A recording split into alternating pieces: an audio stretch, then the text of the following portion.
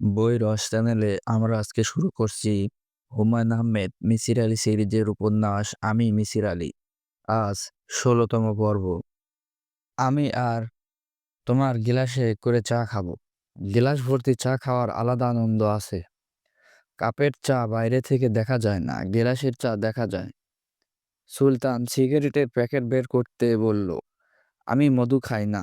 এই ধারণার পেছনে আপনার ব্যাখ্যাটা এখন শুনি। আমি ব্যাখ্যাটা শোনার জন্য অপেক্ষা করছি। আমার ব্যাখ্যা খুবই সহজ। তুমি আমাকে মধু দেবার সময় নাক মুখ কুঁচকে ফেলেছিলে। Reflex action. সেখান থেকে বুঝলাম তুমি মধু খাও না। খেলেও যে মধুটা আমাকে খেতে দিয়েছো সেটা খাও না। তাহলে শুধু শুধু সিক্স সেন্সের কথা কেন বললেন? আমি একটা ছোট্ট পরীক্ষা করলাম। আমি দেখলাম সিক্স সেন্সের কথা শুনে তুমি চমকে গেলে, খানিকটা রেগেও গেলে। চমকাও কি না, এটাই ছিল আমার পরীক্ষা। বরকত দেখি চা ভালো বানায়। সুলতান তাকিয়ে আছে। মনে হচ্ছে সে অপেক্ষা করছে মিসির আলী কি বলেন তা শোনার জন্য। মিসির আলী সিগারেটে লম্বা টান দিয়ে বললেন, তুমি যখন বললে সুন্দরবনের নানান ধরনের ফুলের মধু পাওয়া যায়, খলিশা ফুলের মধু, কেওড়া ফুলের মধু, গরান ফুলের মধু, তখন হঠাৎ করে আমার মনে হলো অনেক বিষাক্ত ফুলও তো প্রকৃতিতে আছে। যেমন ধুতরা ফুল। এমনও কেউ হতে পারে না যে মৌমাছিরা ধুতরা ফুল থেকে মধু নেয়? সেই সব ফুলে ভয়ঙ্কর বিষ মিশবে। সেই বিষ হলো এ ভেরি পাওয়ারফুল হাইড্রোক্যান্টিং ড্রাগ, যা মানুষের চিন্তায় কাজ করে, চেতনাকে পাল্টে দেয়, রিয়েলিটি ভুল ব্যাখ্যা করে। সুন্দরবন হলো একটা ট্রপিক্যাল ফরেস্ট, পৃথিবীর সবচেয়ে বড় ম্যানগ্রোভ বন, যেখানে ধুতরা ফুল থাকার কথা। তুমি বলো থাকবে না? জি থাকবে, এবং আছে। সুন্দরবনের ভেতরে মাঝে মাঝে হঠাৎ কিছু ফাঁকা জায়গা পাওয়া যায়।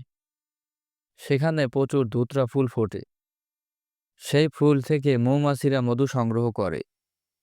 সব মৌমাছি করে না, বিশেষ এক ধরনের মৌমাছি করে।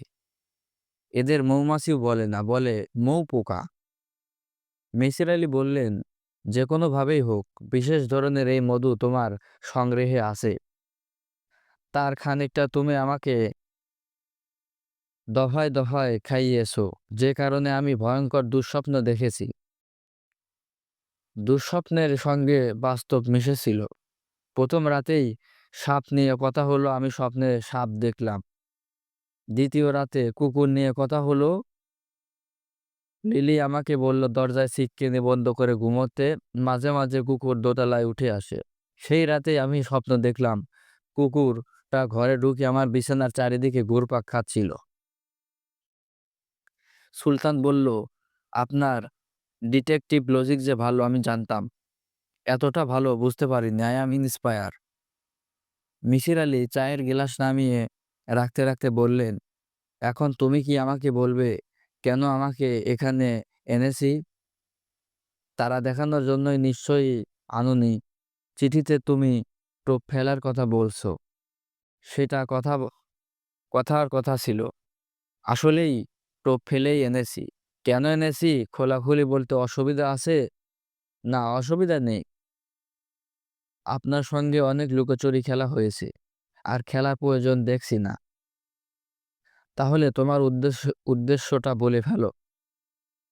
তুমি কিছু মনে করো না, আমার এখানে থাকতে ভালো লাগছে না। আমি আজ চলে যাব, দুপুরের পর রওনা হতে চাই। সুলতান বলল, আজ আমাবস্যা, আকাশে মেঘ নেই। আমি নিশ্চিত যে আজ রাতে আকাশ পরিষ্কার থাকবে। আপনাকে আজ রাতে একটা স্পাইরাল গ্যালাক্সি দেখাবো। দেখার পর মনে হবে আপনার মানব জীবন ধন্য। আমার গ্যালাক্সি দেখার শখ এখন আর নেই। আমি চলে যেতে চাচ্ছি। আকাশ দেখতে ইচ্ছে করছে না। সুলতান শীতল গলায় বলল, স্যার শুনুন, আপনার ব্যক্তিগত ইচ্ছা অনিচ্ছার কথা ভুলে যান। আমি আপনাকে এখান থেকে বের হতে দেব না। মিসির আলী অবাক হয়ে বললেন, বের হতে দেবে না? সুলতান বলল, না। এবং তার জন্য কোনো সমস্যাও হবে না। কেউ জানবেও না আপনি কোথায় আছেন।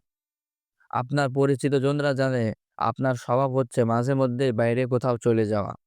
সবাই ভাববে এবারও তাই হয়েছে। আপনার এক ছাত্র আপনার আপনার জন্য টেকনাফে অপেক্ষা করছে। সে যখন দেখবে আপনি এসে পৌঁছাননি, তখন সে খানিকটা খোঁজ করবে। সবাই জানবে টেকনাফ যাওয়ার পথে আপনি হারিয়ে গেছেন। কিছুদিন পর মানুষ আপনাকে ভুলে যাবে। মানুষ বিসমতিপরায়ণ জীব। আমাকে এখানে আটকে রেখে তোমার লাভ কি? লাভ আছে। সাইকোলজি, বিশেষ করে প্যারাসাইকোলজির উপর আপনার দখল অসাধারণ। আপনি আমার উপর গবেষণা করবেন। আমার মাথার ভেতর উঁকি দিয়ে দেখবেন সেখানে কি আছে? কেন আমি এরকম? তুমি কি রকম? আপনার অনুমান শক্তি তো ভালো। আপনি অনুমান করুন। আপনাকে সামান্য সাহায্য করছি। আমার তুলনায় অশ্বনী কুমার রায় একজন মহাপুরুষ। হা, হা, হা। মিসির আলি তাকিয়ে আছেন। সুলতান তার দিকেও তাকিয়ে আছে। সে এখন আর হাসছে না। কিন্তু হাসিটা শরীরের ভেতরেই আছে। কারণ তার শরীর কাঁপছে। মনের ছায়া দেখে নাকি পড়ে। চোখ হচ্ছে মনের জানালা। মিসির আলির মনে হলো না সুলতানের চোখে মনের কোনো ছায়া পড়েছে। শান্ত, স্থির চোখ। যে চোখ বুদ্ধিতে ঝকঝক করে। সুলতান বলল, স্যার আপনার কি ভয় লাগছে? মিসির আলি বললেন, না। সুলতান বলল, ভয় লাগছে না কেন? বুঝতে পারছি না কেন? সুলতান বলল, আপনি যে ভয় পাচ্ছেন না, সেটা আপনাকে দেখেই বোঝা যাচ্ছে। ভয় পাবেন না জানলে আগেই আপনাকে বলতাম। যাই হোক, আপনার উচিত আমাকে ধন্যবাদ দেওয়া। কেন বলো তো? সুলতান সিগারেট ধরাতে ধরাতে বলল, আপনাকে জীবনের শ্রেষ্ঠতম গবেষণার সুযোগটা আমি করে দিচ্ছি। একজন অতি ভয়ঙ্কর মানুষকে আপনি খুব কাছে থেকে দেখার সুযোগ পাচ্ছেন, যে আপনার গবেষণায় আপনাকে সাহায্য করবে। আপনি আমাকে কিছুটা সাহায্য করবেন। আমি কি সাহায্য করব? আমাকে সঙ্গ দেবেন। আপনার সঙ্গে বিজ্ঞান, সাহিত্য, শিল্পকলা নিয়ে আলাপ করব। আকাশের তারা দেখব। তাছাড়া আমি নিজেও ছোটখাটো কিছু পরীক্ষা করছি। মানসিক পরীক্ষা। এই পরীক্ষাতেও আপনি সাহায্য করবেন। মনোজগতের যে পড়াশোনা আপনার আছে তা আমার নেই। পরীক্ষাটা ঠিক মতো হচ্ছে কিনা আপনি দেখে দেবেন। কি পরীক্ষা? সালমা নামের একটা মেয়ের কথা আপনাকে চিঠিতে লিখেছিলাম। তাকে নিয়েই পরীক্ষা। আমি মোটামুটি নিশ্চিত যে সব মানুষের ভেতরেই অতদ্বিনীয় ক্ষমতা আছে। মানুষের মনে ভয়ঙ্কর চাপ দিয়ে সেই ক্ষমতা বের করে আনা যায়। আমি সালমার উপর এতটাই চাপ দিচ্ছি। মেয়েটা কোথায়? মেয়েটা এ বাড়িতেই থাকে। রাতে আপনার সঙ্গে পরিচয় করিয়ে দেব। লিলি বলেছিল সালমা বলে কেউ নেই। লিলিই সালমা। লিলির সব কথা গুরুত্বের সঙ্গে গ্রহণ করার কিছু নেই। আমি শারীরিকভাবে সুস্থ একজন মানুষ। ইচ্ছে করে হুইল চেয়ারে সময় কাটাই, যাতে বাইরের লোকজন জানে এ বাড়িতে পঙ্গু একজন মানুষ থাকে। পঙ্গু বলেই সে শহর ছেড়ে নির্জনে বাস করে। এই কাজটা না করলে কথা উঠত সম্পূর্ণ সুস্থ একজন মানুষ দিনের পর দিন এই নির্জন বাড়িতে স্বেচ্ছাবন্দী হয়ে আছে কেন? অবশ্যই হুইল চেয়ারের একটা ভালো ব্যবহার আছে। টেলিস্কোপ ফিট করে তারা দেখার সময় এটা খুবই কাজে লাগে। তুমি যে আমাকে এখানে আটকে রাখার জন্য এনেছো তা কি বাড়ির লোকজন জানে? জানবে না কেন? জানে। লিলি জানে, বরকত জানে। আপনার মতো অনেকেই এই বাড়িতে আসে। কেউ ফিরে যায় না।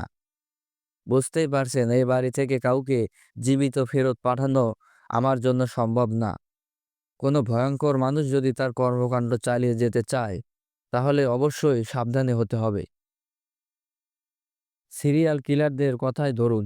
সব সিরিয়াল কিলারই চিতাবাঘের চেয়েও সাবধানী। তাকে একের পর এক মানুষ মারতে হয়। সাবধানী না হলে এই কাজটা সে করতে পারবে না।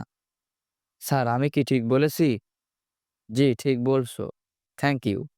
আমি সালমা মেয়েটিকে গবেষণা ধর্ম যে কাজটা করেছি তা লেখার চেষ্টা করছি। আমি পাঠিয়ে দেব, পড়ে দেখুন। লেখাটা গবেষণাধর্মী হয়নি। সায়েন্টিফিক ফিচার কি করে লিখতে হয় জানি না। এই দায়িত্বটা আপনার।